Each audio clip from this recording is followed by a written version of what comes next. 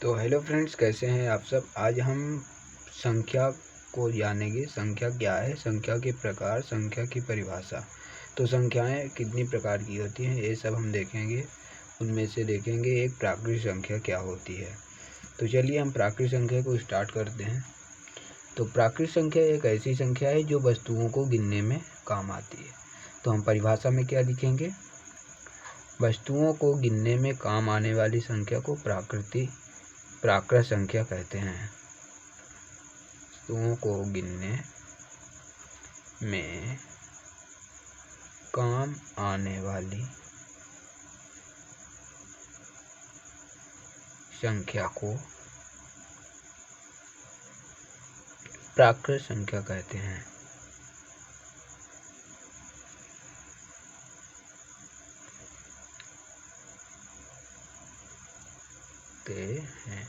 जैसे प्राकृत संख्या हम वस्तुओं को कैसे गिनते हैं, 1 2 3 4 इसी तरह ना। तो प्राकृत संख्या कहाँ से स्टार्ट होती है, 1 से स्टार्ट होती है। तो उदाहरण या एग्जाम्पल या आप चलिए वस्तुओं को गिनने में काम आने वाली संख्या को क्या कहते हैं, प्राकृत संख्या। इनकी आप उदाहरण याद कर लीजिए 1 2 3 4 5 6, ये सभी प्राकृत संख्याएं हैं अनंत तक। इसी तरह हम प्राकृत संख्या के बाद हम पूर्ण संख्या को देखेंगे।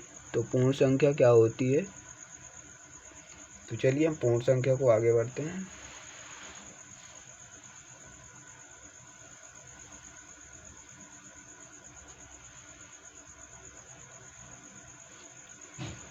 तो पूर्ण संख्या में अगर हम किसी प्राकृत संख्या में जीरो जोड़ दें, प्राकृत संख्या में जीरो जोड़ दें तो वह पूर्ण संख्या बन जाएगी। तो यहाँ पर हम परिभाषा में लिखेंगे प्राकृत संख्या में शून्य को जोड़ देने पर पूर्ण संख्या कहलाती है। पूर्ण संख्या कहलाती है।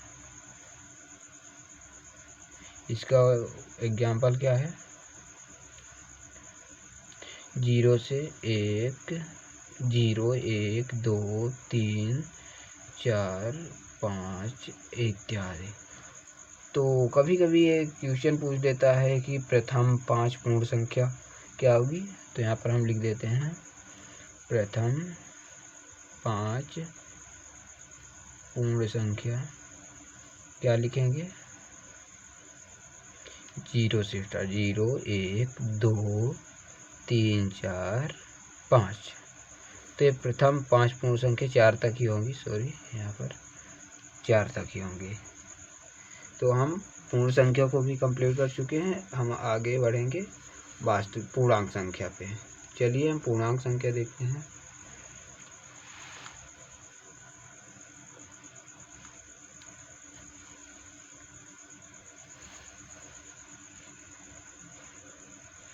तो पूर्णांक संख्या क्या है,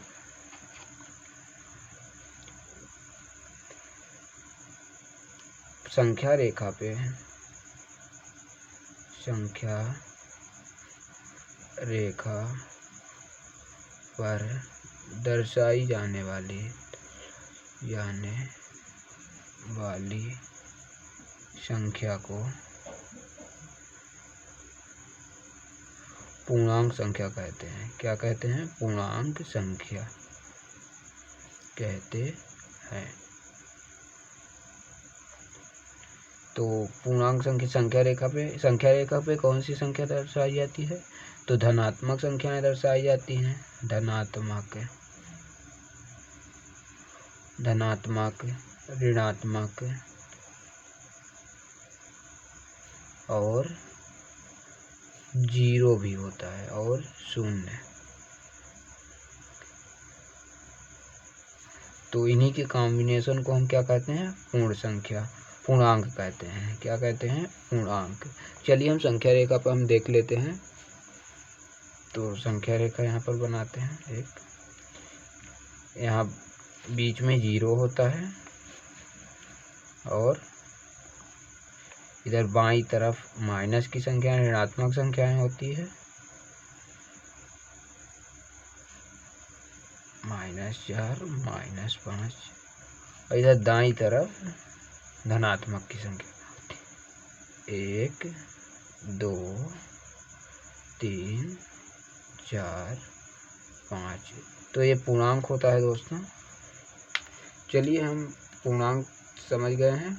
अब हम परिमेय संख्या को समझेंगे कि परिमेय संख्या क्या होती है। तो परिमेय संख्या, तो परिमेय संख्या का हम उदाहरण लिखेंगे, एक परिभाषा लिखेंगे। वही संख्याएं जिन्हें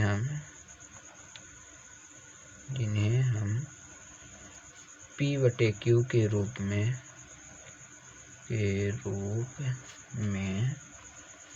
लिख सकते हैं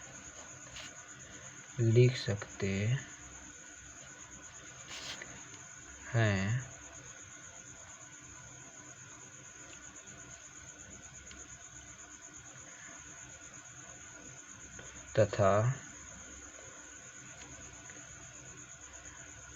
Q बराबर 0 के नहीं होना चाहिए।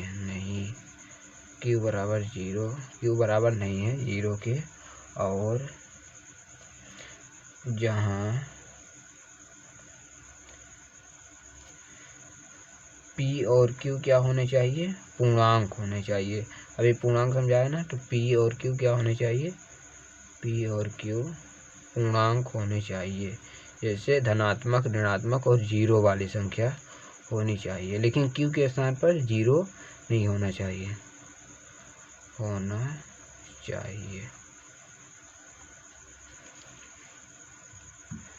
तो परिमेय संख्या का उदाहरण हम देखेंगे। परिमेय संख्या का उदाहरण जैसे 3/2, 4/7। तो यहाँ पर आप देखेंगे कि P के स्थान पर 4 है और Q के स्थान पर 7। और क्या 0 एक पूर्णांक संख्या, परिमेय संख्या है? तो हाँ, 0 के बटे में 1 हम ले सकते हैं, 2 ले सकते हैं। तो 0/1 भी परिमेय संख्या है, या 0 भी एक परिमेय संख्या है। जैसे 4 भी परिमेय संख्या है, -9/2 ये भी परिमेय संख्या है। तो हम जिन्हें P/Q के रूप में लिख सकते हैं वो क्या कहलाती हैं? परिमेय संख्या। तो हम आगे अपरिमेय संख्या समझेंगे। तो अपरिमेय संख्या किसे कहते हैं? ऐसी संख्याएं जिन्हें हम P/Q के रूप में नहीं लिख सकते हैं। ऐसी संख्याएं जिन्हें P/Q के रूप में नहीं लिख सकते हैं।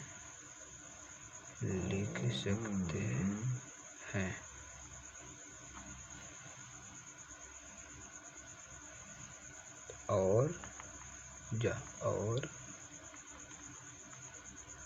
Q बराबर नहीं होना चाहिए 0 के। जैसे उदाहरण अंडर रूट वाली संख्याएं, जैसे जिनका पूर्ण वर्ग ना बने, जैसे √2, √3, √5। ये अपरिमेय संख्याएं हैं, इन्हें हम P/Q के रूप में नहीं लिख सकते हैं। और पाई भी है, पाई जिसका मान 22/7 होता है, ये भी एक अपरिमेय संख्या है। लेकिन पाई तो यहाँ पर पाई बस 22/7 नहीं, तो ये पाई भी क्या है? अपरिमेय संख्या है।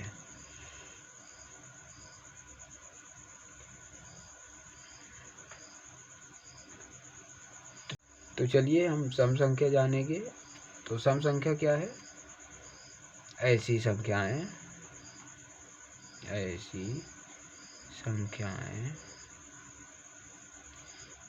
जिनका 2 से भाग देने पर पूरा पूरा चला जाए। 2 से भाग पूरा पूरा चला जाए, पूरा पूरा चला जाए। या इस तरह से कह सकते हैं कि ऐसी संख्याएं जो 2 से पूर्णतः विभाजित हो जाए, या जो 2 से पूर्णतः विभाजित हो जाए, विभाजित हो जाए तो वह सम संख्या कहलाती है। वह सम संख्या कहलाती है।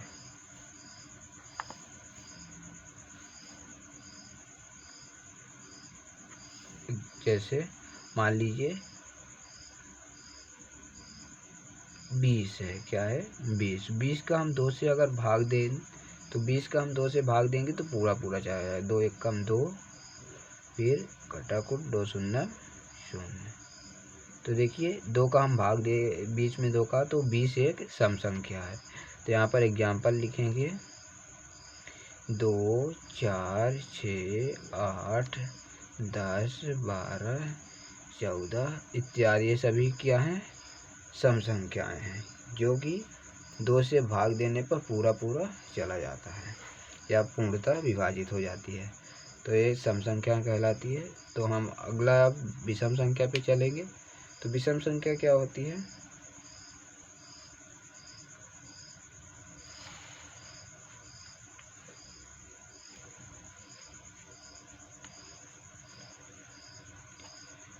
ऐसी संख्याएं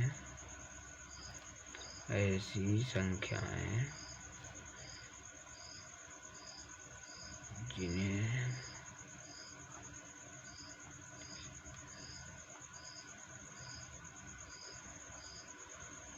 दो से भाग देने पर पूर्णतः विभाजित ना हो मतलब पूरा पूरा भाग ना जाए, पूर्णतः विभाजित ना हो तो विषम संख्या कहलाती है। विषम संख्या कहलाती है।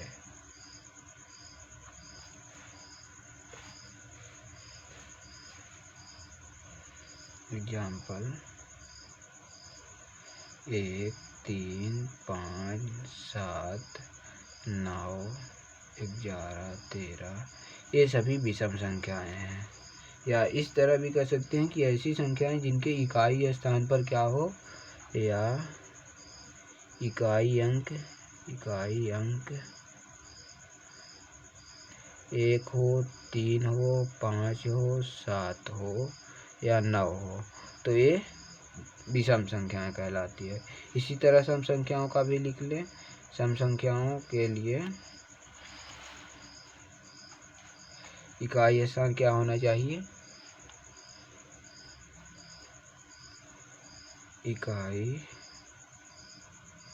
अंक में 2 हो, 4 हो, 6 हो, 8 हो और 0 हो, तो ये क्या कहलाती हैं? ये सम संख्याएं हो जाएंगी। तो चलिए हम सम और विषम समझ चुके हैं, तो आगे हम समझेंगे भाज्य संख्या क्या है।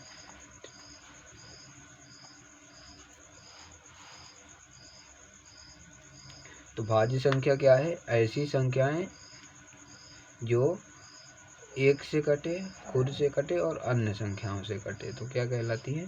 भाज्य संख्या। ऐसी संख्याएं जो 1 से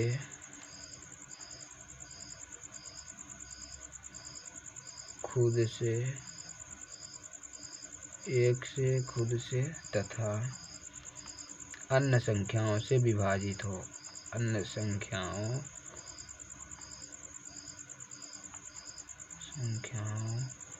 से विभाजित हो तो वह भाज्य संख्या कहलाती है। विभाजित हो का मतलब पूरा पूरा भाग चला जाए, एक से चला जाए और खुद उसी संख्या से चला जाए, और अन्य संख्याओं से भी, किन्हीं अन्य संख्याओं से भी चला जाए तो वह विभाजित हो तो वह संख्या वह भाज्य कहलाती है, भाज्य संख्या कहलाती है। एग्जाम्पल हम देख लेते हैं, जैसे 4,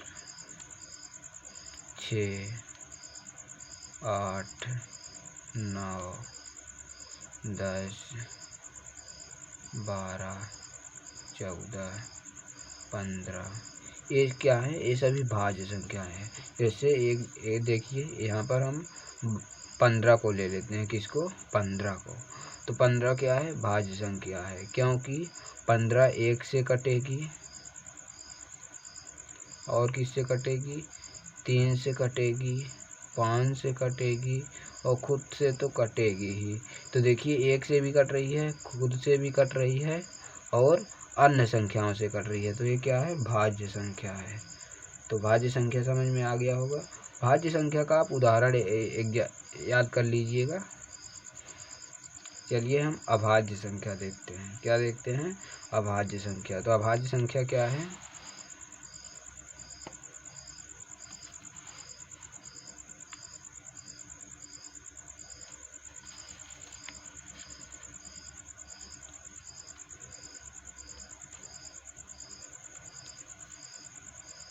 ऐसी संख्याएं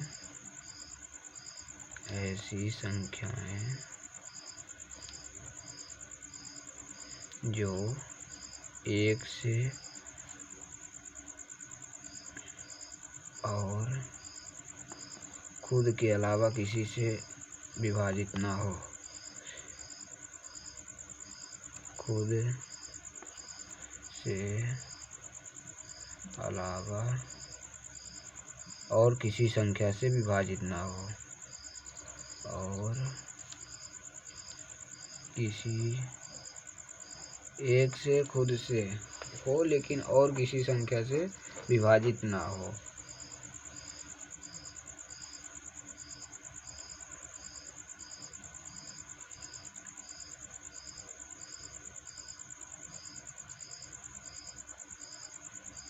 विभाजित ना हो, वह अभाज्य संख्या कहलाती है। अभाज्य संख्या कहलाती है। उदाहरण हम देख लेते हैं। उदाहरण जैसे 2, 3, 5, 7, 11, 13, 17, ये सभी अभाज्य संख्या है। जैसे आप देखिए 17 को, या किसी को, 2 को ही देख लीजिए। तो 2 1 से कटती है और खुद से कटती है। तो क्या और किसी संख्या से कटती है? और एक बात ये भी ध्यान रखें कि 2 एक ऐसी सम संख्या है जो कि अभाज्य है। 2 एक ऐसी सम संख्या है जो कि अभाज्य है। और एक इम्पोर्टेंट पॉइंट क्या है, यहाँ पर लिखवा देता हूँ।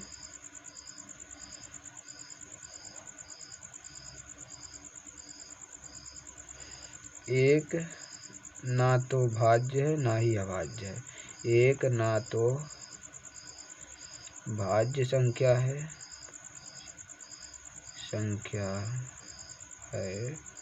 ना ही अभाज्य है, ना ही अभाज्य है। ठीक है, तो आशा करता हूँ ये आपको समझ में आ गया होगा। तो चलिए आज के लिए इतना ही, आगे फिर कभी। तो धन्यवाद।